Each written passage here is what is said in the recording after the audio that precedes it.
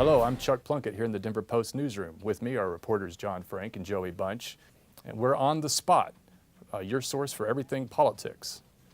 This week, the 120-day legislative session came to an end with a big push to pass numerous high-profile measures. The session featured a divided legislature, making for some tough fights. But we saw some significant compromise efforts with the passage of student testing reforms, a long-fought effort to make repeated DUI violations a felony offense, and a workforce development package. John, what were some of the biggest surprises you saw this session? At the start of the session, all eyes were on the Senate Republicans. They had just taken power for the first time in 10 years in the Senate, and President Bill Cadman was in the spotlight and trying to lead a caucus that had numerous divisions. So one of the surprises that I saw throughout the sessions were how many times his caucus split on major bills. It actually took President Cadman and the GOP leadership, the Democrats, to pass a number of these measures, whether it was major efforts on red lights or major fiscal bills. And how many times that caucus fractured was something we didn't quite expect going in, but there certainly wasn't a lot of caucus discipline. And Joey? Well, you know, I was talking with Rich Jones from the Bell Policy Center a few weeks ago, and he was saying that anytime you have a power shift like this, both parties will try to work together so that they can show that they're making gains, that they're not so partisan.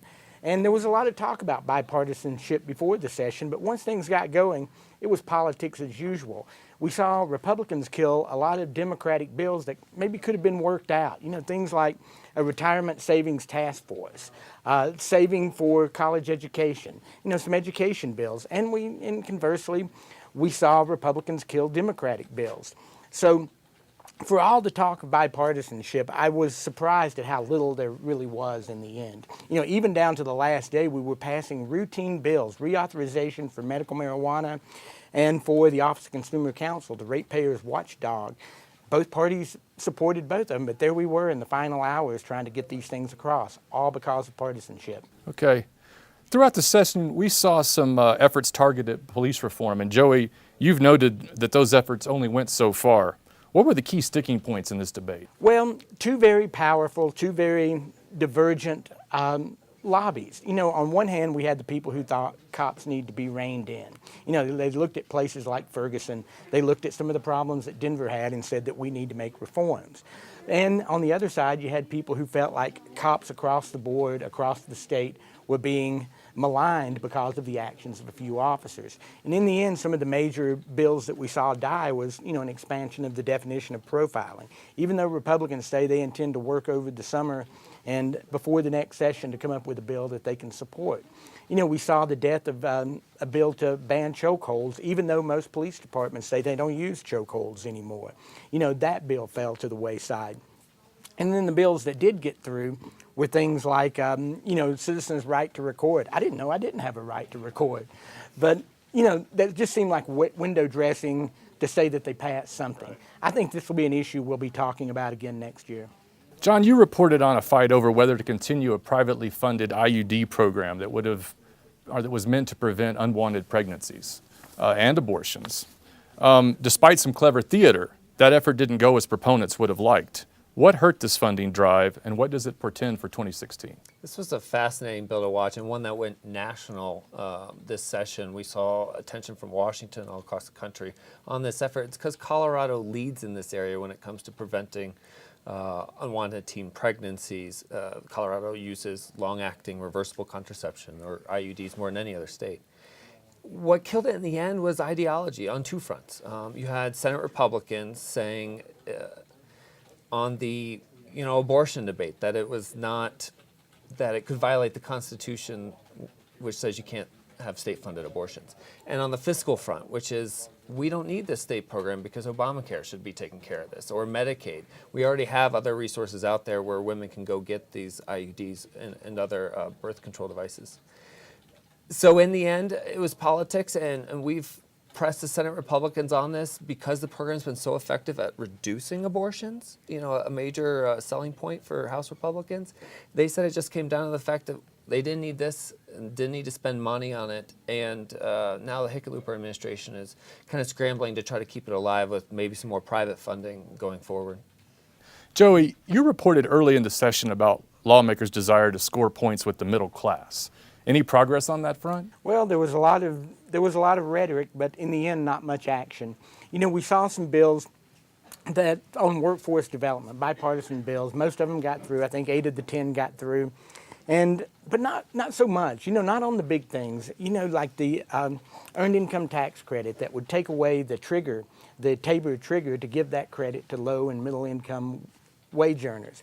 We also had minimum wage, which, you know, on the face of it doesn't seem like a middle class bill. But one of the things even Republicans who opposed it said is that if you give a raise to the people at the bottom, you've got to give raises up the line. And also, when you put money into the economy, that stimulates the economy and helps everybody. So those bills didn't go very far. You know, I asked Rich Jones to cite him again what grade he would give him, and he said he would give him an I for incomplete, because the things that they did do, it's going to be a long time before we see the benefits of those. Whereas, you know, the things that could have helped people immediately didn't seem to get much traction. And the reason for that, I think, is the politics of credit and blame. You know, both sides want to help the middle class, but they sure want to make sure the other side doesn't get more credit than they do. In a related matter, John, we ask you to keep tabs on the governor's leadership this session as lawmakers face the prospect of Tabor refunds. His ideas came late and weren't accepted, went nowhere. So where does he go from here on this issue? This is an issue that was introduced in the last days of the session. Speaker Hollinghorse carried the water for the governor on this one, which was to exempt the hospital provider fee from the state's tax collections. By doing that, you open up a $650 million hole in the budget, and that hole is actually money the state lawmakers can then spend. Of course, this launched into a spending debate, a Tabor debate, that Republicans saying this is an end around Tabor. All this rhetoric on both sides is sure to stay, and we're sure to revisit this again next session. The speaker said she'll come back with this bill. The governor said this morning that he is committed to this idea because we need to do something to get out of what he calls the fiscal thicket, which is the conflicting components of our state constitution, which say we have to cap taxes or cap tax revenues, but also increase spending on education every year. And it's a difficult problem, and all parties want to do something about it, but exactly how to go about it is where the Republicans and Democrats differ. I'm sure that in any session there are some big measures that didn't get that much attention. So let's talk about this session. Did that occur here? We'll start with Joey. Sure. Right to die. You know, it was here and gone in a week. It's the bill. They couldn't even agree on what to call it. Some people called it right to die. Some people called it death with dignity. Other people called it physician-assisted suicide. We had 11 hours of testimony on that bill, but by the end, nobody remembered it. But I can assure you that bill is going to be back next year.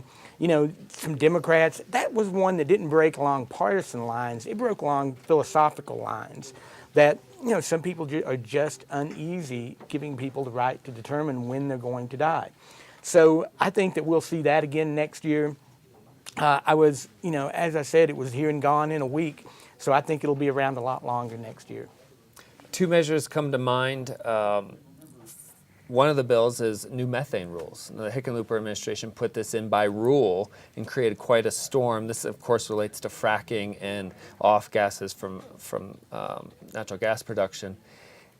Colorado now, with the bill the lawmakers passed, has some of the toughest methane rules in the country and is, again, a leader on this. And we didn't see much attention on that. It kind of slipped under the radar after last year's big brouhaha on this issue. The second is ballot reform. Again, another Hickenlooper priority here, which would require fiscal notes on petitions for citizen-initiated ballot measures.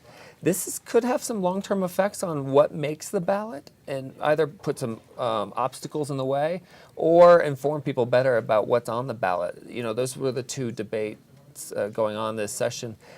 How that plays out ahead of 16 when we're expecting to see a number of ballot measures could be really interesting to watch. That's an important one. Let's play the horse race for a little bit. What campaign ads do you see coming out of this, or what possible campaign ads do you see coming out of this session? Well, I think that we'll be talking about the middle class. You know, again, we saw a lot of posturing this session.